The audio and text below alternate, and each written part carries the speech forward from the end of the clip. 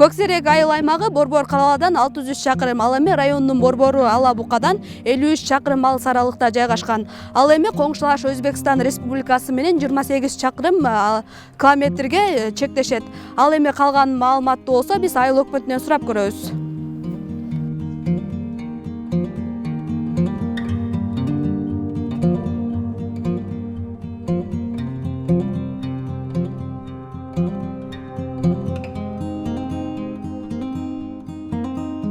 Көк Серек айыл өкмөтүнө 7260 калк жашайт. Негизинен Көк Серек айыл өкмөтүндө 5 мектеп бар, 3 орто мектеп, 2 башталгыч мектеп, 1 оорукана, 1 үй бүлөлүк дарыгерлер тобу, 2 ФАП бар. Анан негизинен биздин айыл өкмөтүбүз дотацияда турат. Айыл өкмөттүн жалпы 85% дотацияда. Былтыркы жылы биз региондорду өнүктүрүү жылына караганда биз дотацияда болсок өзүбүздүн долбоорлорду даярдап, инвестиция тартканга аракет кылдык. Себеби ошо президенттин жарлыгына ылайык ушул Бирлешкен айылында асфальт төшөө жүргүзүлдү. Ошол эле Бирлешкен айылынын көчөлөрүнө жарыктандыруу иштери жүргүзүлүп, андан кийинки айылда Актайлак айылында да 1,5 километр аралыкка жарыктандыруу иштери жүргүзүлдү. Андан башка дагы бул өнүктүрүү фондунун эсебинен жүргүзүлдү. Андан кийин Таш Арык деген айылыбыз бар, Теңге айылынын. Таш Арык деген участогу.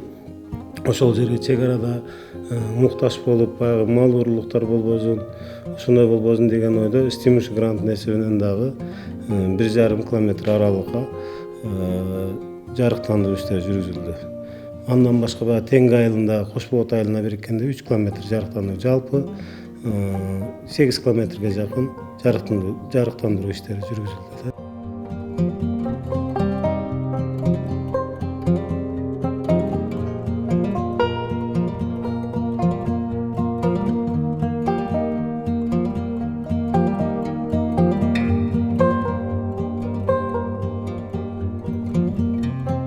Кош Болот айылына ошо мечит түшүп атат. Иншалла бул мечитти былтыр проектин өткүзгөн элек. Былтыр ошо арабтардын колдоосу менен, жергиликтүү калктын колдоосу менен, айыл өкмөтүнүн жардамы менен 16га 10 квадрат, узундугу 16 метр, мындайы 10 метр.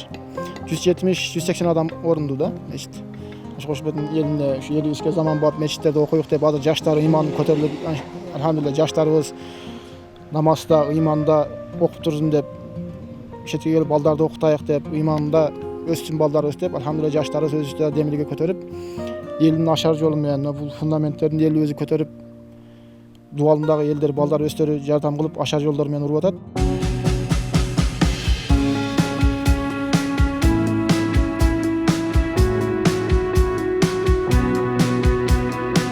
Ал эми Теңге айылында спорт залдын курулушу кызуу жүрүп жаткан экен. Ким тарабынан каржыланып, качан курулуп бүтүп колдонууга берилет, сурап көрөбүз.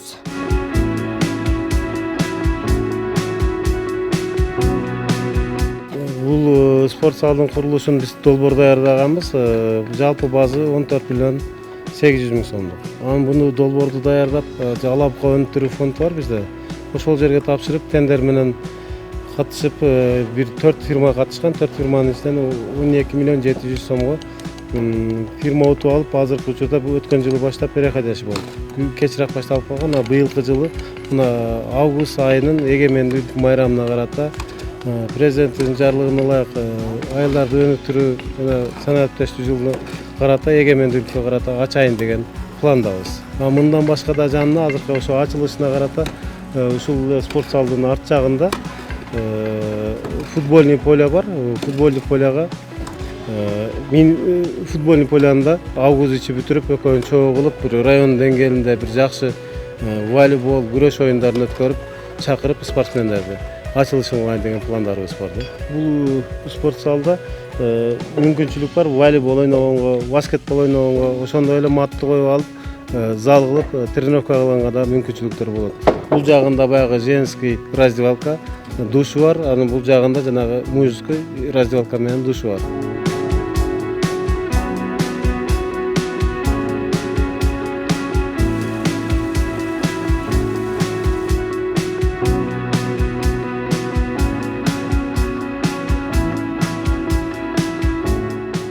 айылга могул суу тазалагычты койгонбуз, кум тазалагыч. Айылыбызга ылайыка суулар агып, жаман кеч айдан кийин суулар агып, айылды булгап салды эле бир жолу.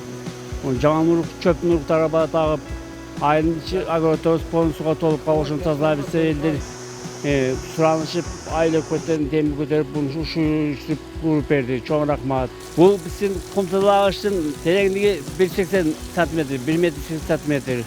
Ушул жер кум толгонча карап турабыз. Кум толгондо агызабыз, киралиги бар. Ылайыка түйүндө кумдар, ылайыканын жаман нерселери сайга агып кетет.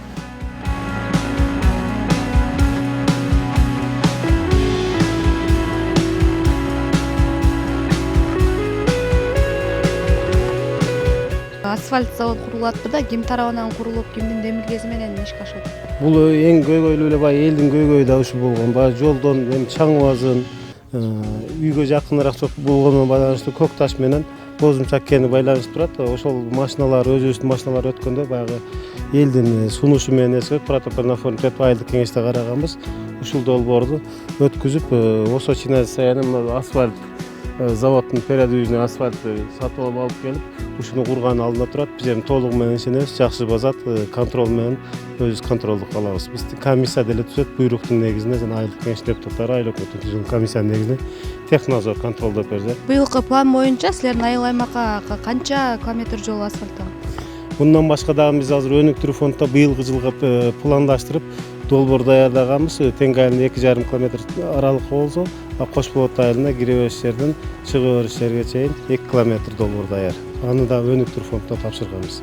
Ал да буйруса комиссия карап, башкармалык карагандан кийин чечим кабыл алынды. 4,5 километр аралыкка базылдык деген ойдобуз.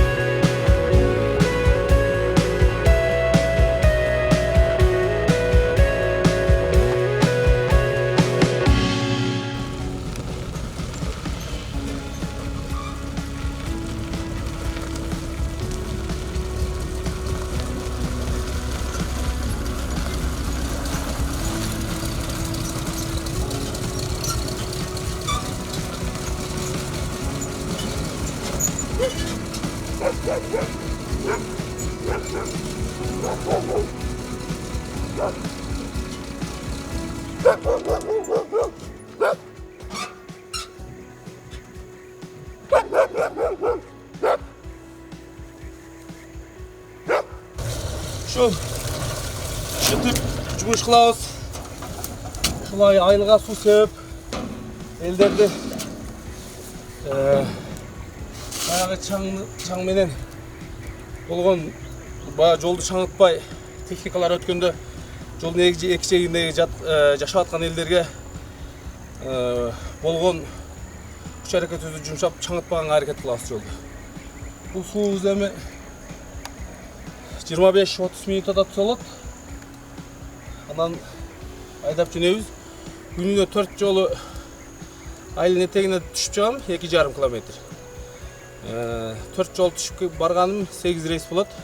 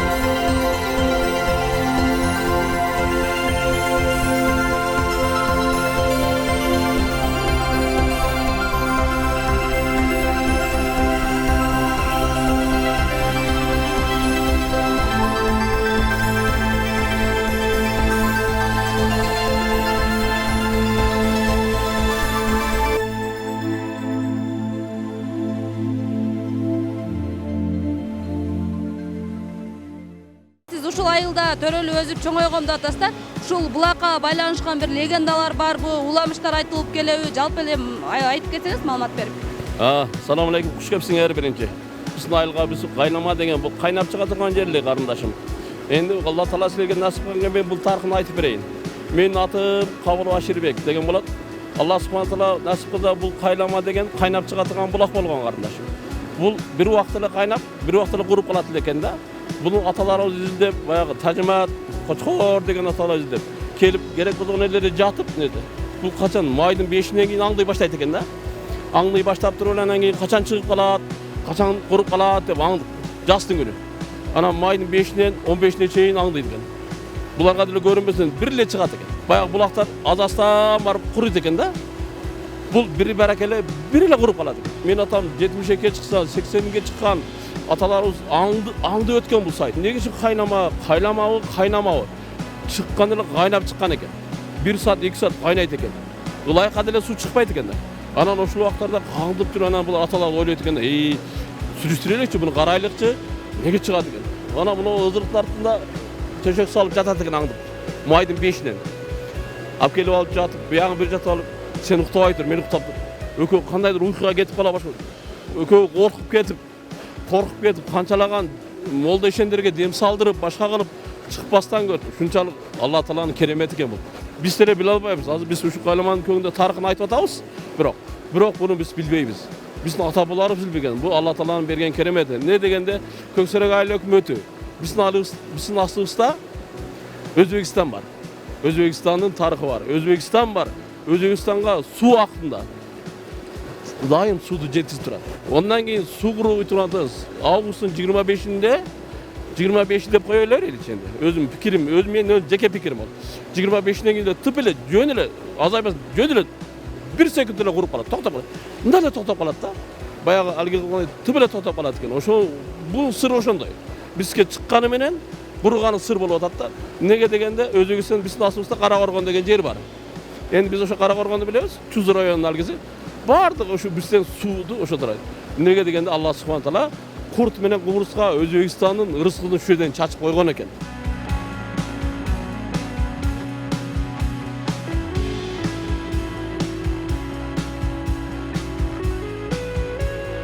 Биринчи көргөн адамга ой келет экен да. Тоонун аркасында суу акса ошол асты менен суу кайра агып келип атат депчи, балким ар жагында суу бардыр. Ар жагында энди бунун ар жагында эч ким билбейт кайдан агып келишин. Onu bel var, belin артында Көбала деген көл бар. Ошол жерден келет деп уламалар айтат. Ol жерден келе турган болсо жазык кышын агып туруш керек да бул. Эртең судун башы тоңгон убакта, мустаган убакта токтойт бул суучу. Көктемде мөңгү эриген убакта дагы чыга баштайт да. Бул Кулданбес деген жагыбыздан келет, Кулданбес деп коет бияктан. Бул жактан астына суу кошулат дагы, мөңгү суу.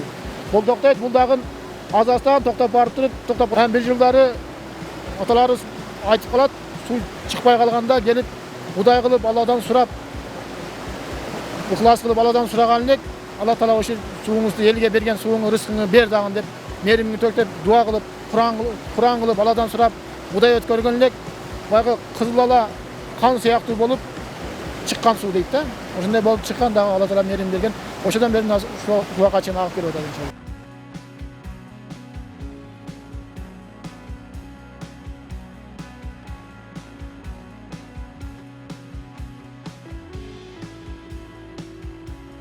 Bizge rızkımızda nur bizge çok yeti bulak bilet da bizge. Elimizge, yurtumuzga, halkımızga şu berip durat da nurun. Biz aziz yerde bizge. Belleri bilmeyin. Bir vaqında su kurgan eken. Su kurup kalanda Özbekistan'dan çıkıp aramanın boyuna sayı gidip gelende su çıkan eken. Bu düde aytörde cömek eken. Berdi biz Korkbüstün Köksörek ayılına bergen Kudan nur başka yaktan su gelmeyt bizge su beret.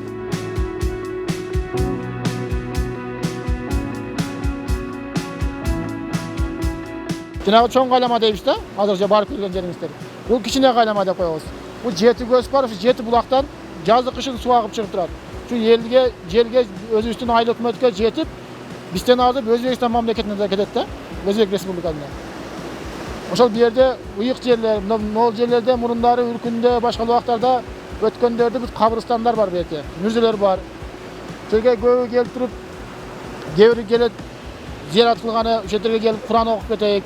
Gelip şu sulardan kozluğun göreyik, Allah'ın yaratkan nimetlerin bizge elge jerge beretken rızkını göreyik dep gelip ketedi.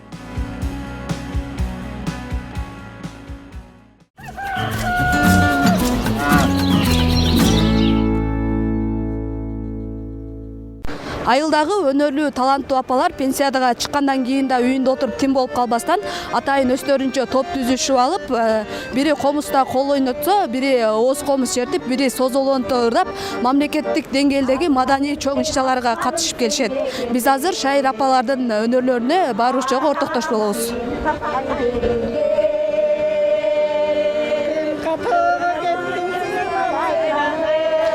Бул жерде аккордеон черткен дагы аял экен.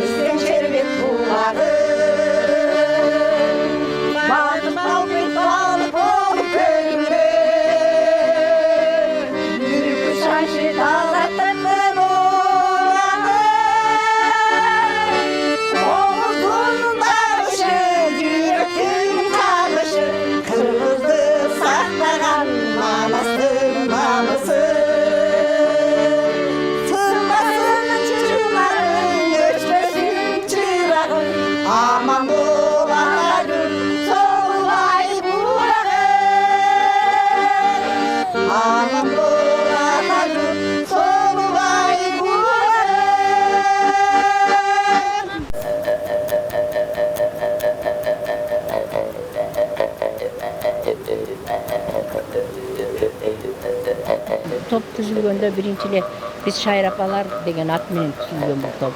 Шайыр апалардан биз топту түзүп ишти баштаган мезгилде КТРКнын шайыр апалар деген проект жүрүп калды.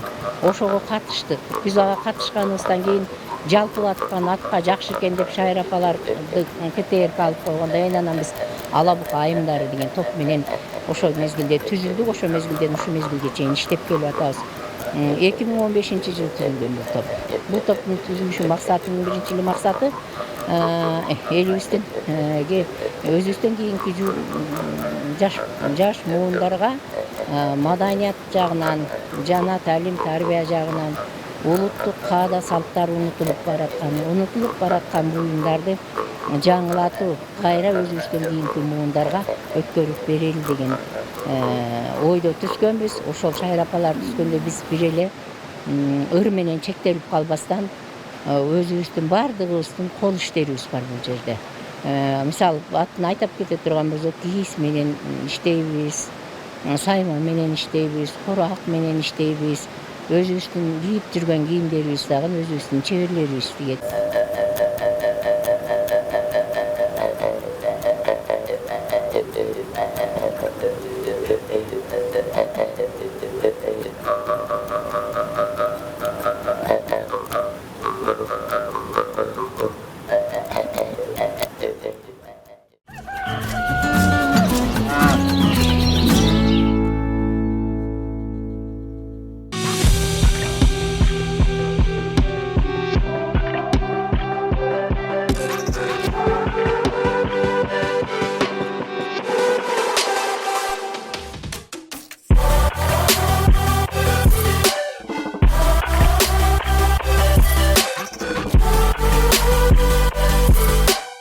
Көксерек айыл аймагына барганыбызда коңшулаш Өзбекстандын цирк оюнчулары бир жумадан бери өз өнөрлөрүн акысыз тартуулап жатышкан экен.